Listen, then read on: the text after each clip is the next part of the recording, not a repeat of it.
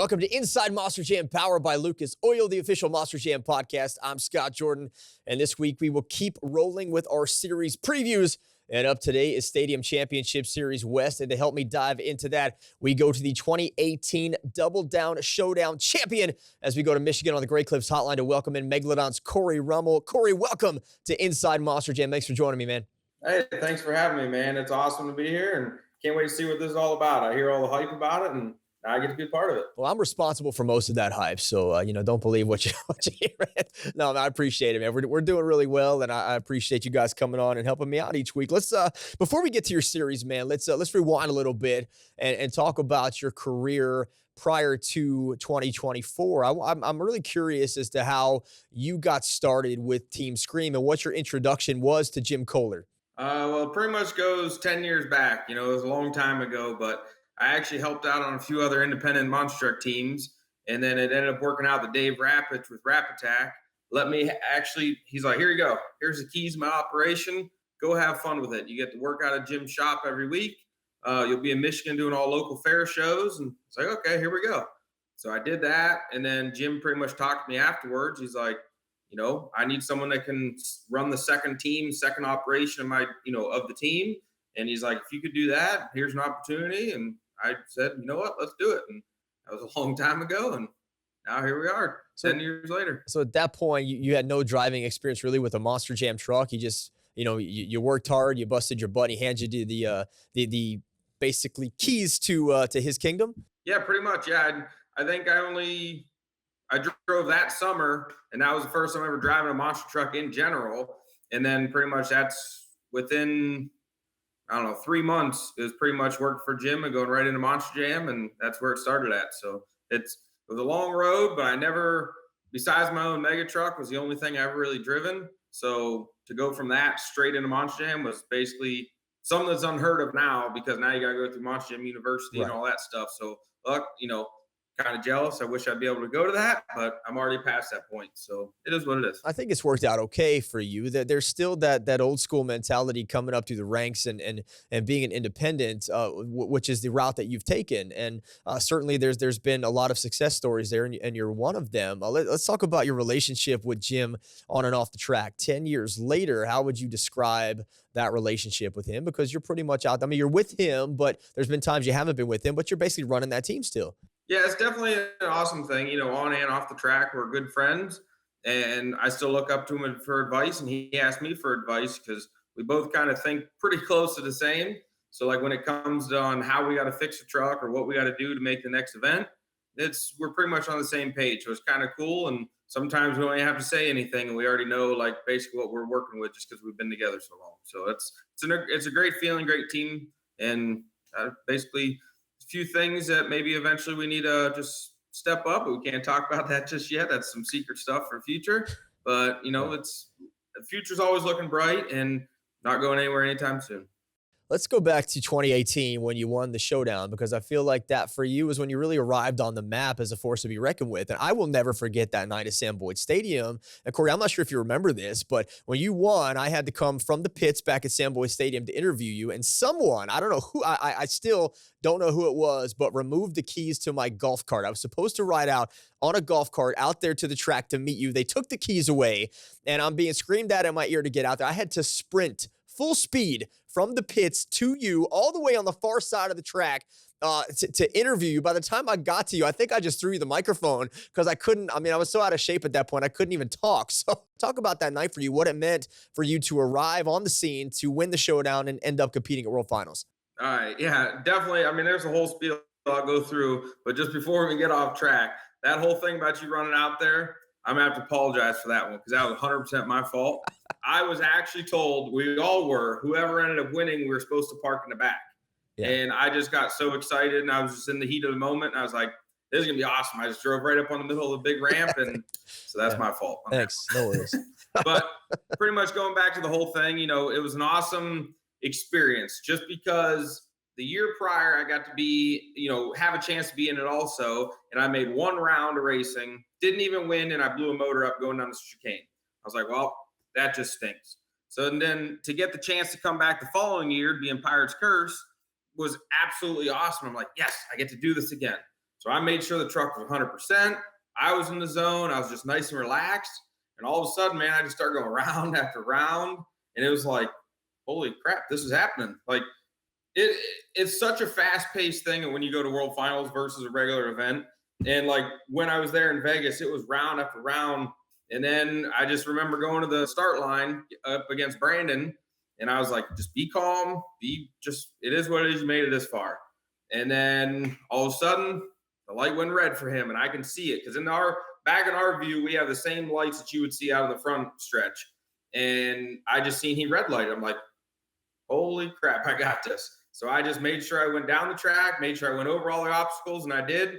And I knew I had that thing in the bag, and that was an absolutely incredible feeling. So I'm super, super happy, and I'm glad that I got a chance to be a part of the Double Down Showdown for the fact of you had to earn your way into World Finals. It wasn't just like, hey, here you go, hop in the seat, you're in World Finals. It was something that's like, you had to work from, like you were saying earlier, from the ranks, you had to work your way up. And I'm happy and proud that I was able to actually work my way up in the ranks and get to where I'm at, not just as times are different now. You know, some people just get to hop in the truck and, you know, obviously get to go to the big show, and super happy and super jealous. But I'm glad that I got to earn my right up to where I'm at today. That was a great moment. I forgive you for the embarrassment of me having to run sprint full. I can still hear them in my ear laughing hysterically in the booth as I'm sprinting across the track. Coming up next, we're going to talk about Cory's experience in Zombie Nation at the Superstar Challenge. That is up next on Inside Monster Jam, powered by Lucas Oil.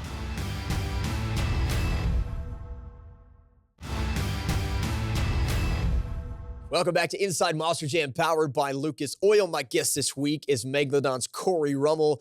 Cory, we talked a little bit about Pirate's Curse, which is a brand and a truck that I know fans miss terribly. It's one of my kids' favorite die-cast trucks, but you've rocked a few IPs in your career. You're a Megalodon now. You had a chance to get into Zombie over the weekend in Anaheim. We'll talk about that in a second, but underneath all of those bodies is still Rage, which is your heart and soul, your bread and butter. That's the truck that you have built from the ground up, man. How cool is it for you, though, to be a part of these awesome Monster Jam teams, but still know that underneath it all, the bare bones, that's your baby Rage down there?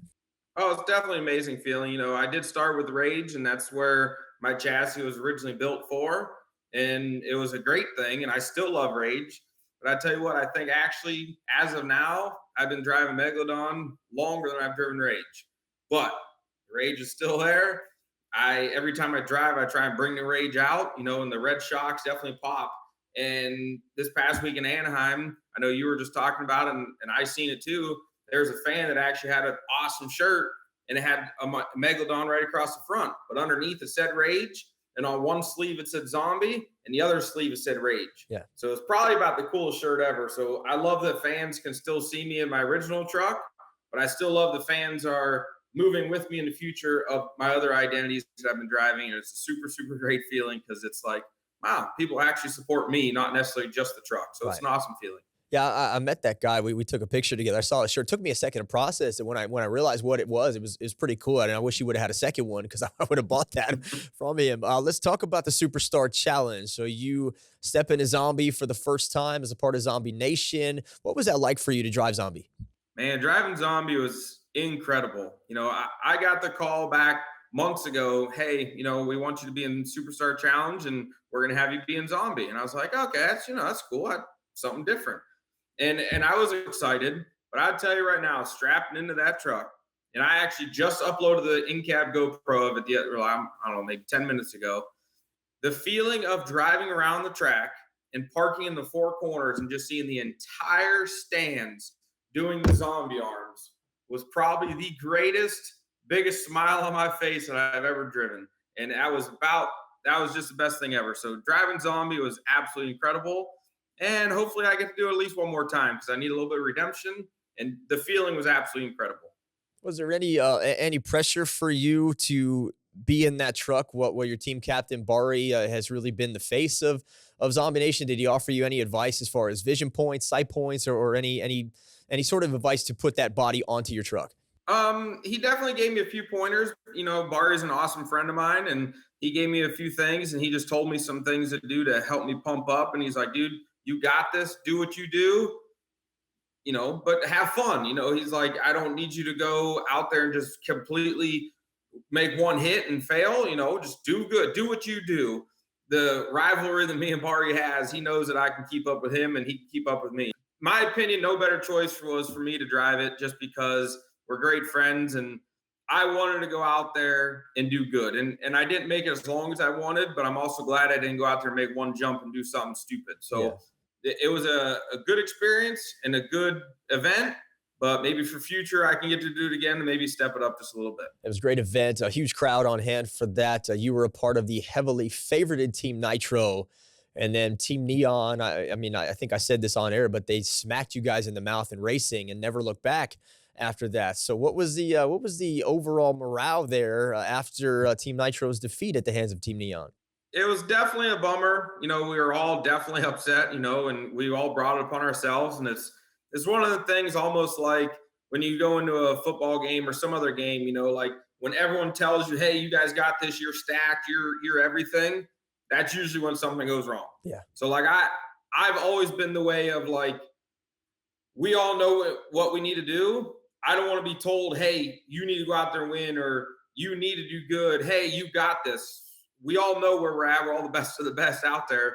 I don't want it to be in my head of, I have to do this. I have to do this. So that was one thing I think that kind of messed, maybe my part up a little bit, was because I had that, and everywhere online is like, hey, you guys got the stacked lineup. You guys got this. You got this. So I think in the whole grand scheme of things, everyone might have just knocked their ledge down just a little bit just because they got complacent, I guess. Yeah, I said this during the broadcast, and I had Kristen and Tristan on for Inside Monster Jam after. There were predictions that came into monsterjam.com from drivers and personalities in Monster Jam, and every person that submitted a prediction on monsterjam.com but one picked Team Nitro, and the only person that picked Team Neon was this guy right here.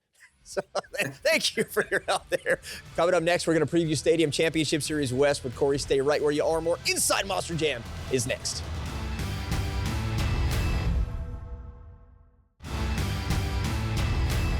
Welcome back to Inside Monster Jam, powered by Lucas Oil. I'm Scott Jordan. This week, we're previewing Stadium Championship Series West with Team Scream's Cory Rummell. Cory, in 2023, you've had a phenomenal season. So let's take a second to look back at that. You finished 4th on Stadium Championship Series Blue, and I do believe you were the highest independent driver on a stadium to finish. So talk a little bit before we look ahead about 2023. Your 2 overall event wins were awesome. What did you learn in 2023, and how can you use that as far as next season goes? Oh yeah, 2023 was absolutely incredible. I got 2 overall event championships. Glendale's one. I can't really remember where the other one was. It was Kansas City, right? I think Kansas City you won, right? Yeah. So basically 2023 was incredible, and I learned a lot of things. And going into 2024, it's one of the futures, man. You just don't know. Like, sometimes you can have an incredible year. Sometimes, no matter what you do, no matter what happens, you just roll over early or something breaks. You just have a whole hard year. So I don't know how 2024 is going to come yet, but I got a lot of stuff in the works, basically on getting the truck 100%. I've ran with Ryan, I've ran with Camden, I've ran with everyone pretty much before. So it's awesome. But I know that we have the 2 Anderson brothers, we got Camden, we got just everyone just is incredible. So I know I got to step up the game just a little bit. I got to be a little bit more consistent. And I got to basically just get out of my own head. I got to go out there and just clear my head, have fun, and just basically do good. Me and Bari, like I said before, we have an awesome rivalry.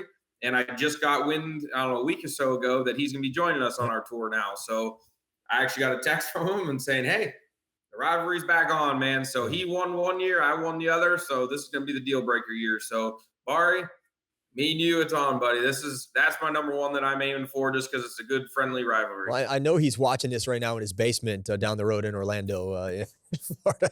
No, you did really well. You're very consistent. I think you're one of the most consistent drivers in Monster Jam. Looking back in history, I don't believe there has been an independent driver that has won a series championship. I may be wrong, but I don't believe there has been. You've been very close here. So what would it mean to you to break that stigma that an independent driver can't win a series championship? Man, it is hard. It is probably one of the hardest things. And to win that is just tough. We have a little bit harder just for the fact of, like, just say some of the weekends we'll go from Anaheim and have to drive 2 days straight to get somewhere. And then we'll have to do the event again. So it's like sometimes the truck's not 100% and that ends up failing us, or we're just exhausted. So it's a hard thing, but I'm definitely going to go. I would absolutely love to break that, trend, I guess, and knock an independent up to the first place, but it's tough, man. You got some of the best of best out there, and to be consistent and be at the top is pretty much the name of the game. So I'm going to hopefully see if I can change it for this year and see what happens. Well, you get a pretty good swing here in California. You're going to start at Oracle Park January 6th in San Francisco, which is the first time Monster Jam has been there, the home of the San Francisco Giants. You go to San Diego, Anaheim, Houston, Anaheim. So you're going to get, and then you get to Detroit, close to home for you. So I think this schedule here favors you in the fact that you can keep your rig in California for a pretty decent amount of time. Anaheim, San Diego, just a couple hours down the road. So is that going to help you at all, at least get some rest and get the truck where it needs to be? 100% on them close events, hands down the greatest. I mean, we can get the truck 100%. We're ready to go. We can be over and above and ready for that event. But there are some, like I have to go from Detroit all the way to Anaheim, and 2-day shows. We're not getting out of there till Sunday evening, Right. Sunday night actually. 2 days of driving. We're not going to get there till minimum Tuesday night. Then by the time you fix the truck Wednesday and you got to tire it up Thursday and be ready for practice Friday, it doesn't leave much time for anything. And those are the ones that are going to catch up. All right, well, let's talk about your lineup. You mentioned a few names. Let's first jump out with the Andersons. Adam and Ryan competing against each other on a series for the first time in many years. They're going to beat each other up. They're going to, challenge each other, test each other. But two names in Monster Jam that are already among the top 3 or top 4 when it comes to World Finals championships. So let's say you draw Adam in round 1 and you win. You got to go up against Ryan in round 2. That's no easy task to get to a racing final. So how do you prepare to go up against two of the all-time greats in the sport? Well, the way I'm going to prepare is I got to remember a few years ago, 2022, I think was the season where it was just all of us come back, where Ryan was in Bakugan, Adam was in Megalodon and all that stuff. And that tour, I ended up getting, I think, more racing wins and more freestyle wins and overalls than I ever have yet. And that was one of the hardest tours because we had the top of the top guys on one single tour. Right. So it's pretty much, I just have to remember, it's like, hey, I did it before, I could do it again. So I got to be consistent and just remember that, and just, not try and do anything necessarily new and out of the book. Just try and keep it in the realm of, hey, I've already done this, let's do it again. Yeah, that was when we came back from COVID, the Stadium Championship Series, where Ryan was in Bakugan, Adam was in Megalodons. Everything was a little crazy there. That's the last time they competed against each other, and they did, in fact, beat each other up, figuratively speaking, on that series. Let's talk about Colt Stevens. He is coming off a World Finals Freestyle Championship. Here's a guy that was in the broadcast booth for 2 years, comes out of the booth, wins a world championship, and now, has a bullseye on his back as a freestyle force to be reckoned with. What are your thoughts on Colt in his second full season back in Thunder Roars? I'm definitely nervous. Colt is an amazing guy, an amazing driver, and he's not one that I've forgotten about. Like this past weekend, he knocked me out first round of racing. So it is what it is, but he knows, and I'm great friends with him. I'm coming for him, man. I'm not scared of him. And basically then if I do get to beat him, I'll be like, hey, don't forget it. Okay. So it's just to put each other in our places. And I'm definitely not holding back on him either, because he's a tough one to compete. Being the latest reigning Monster Jam freestyle champion, you got to remember that's going to pump him up even harder every time he hits the track. So that means we all got to step up our game just a little bit also. You mentioned Bari. He now moves over from the East Series to the West. Kayla Blood will be there with Soldier Fortune. We all know Kayla can beat anybody in freestyle any given night. You're going to be with Chris Koehler in his second full season, back with Jim, and Joe Foley coming back as well. So that's your Team Scream team, and you're joined by Mike Christensen and David Olford. So Too Tall gets a stadium shot here for the first time. And I expect a lot of things out of him, because he's a guy that's been around just like you as a technician for so long, has worked with some of the best in the business. Brianna Mahan, Barry Moussaour, has established himself now as a driver of Team Throttle Monster, and he has won a lot on the arena circuit. So what are your expectations for David Olford and Velociraptor this year? I'll tell you right now, I love Dave, man. He is an amazing driver, and you have to remember to not sleep on him. He is going to sneak up on you. He is going to take you down. So I got to remember that, him, Kayla, just everybody in general, everyone on our tour is absolutely stacked. And you can't just be like, it's just, I love David, so I'm going to say it. Like, you can't just be like, it's just only David, don't worry about it. You can't do that. Every one of us will come up and sneak up on you and take the win from you. So you got to keep that in the back of your mind. And Mike Christensen, like you, a breakout driver of the year winner. He had a great year in 2023 as well. Coming up, I ask your questions to Cory Rummell. Fan questions are next on Inside Monster Jam, powered by Lucas Oil.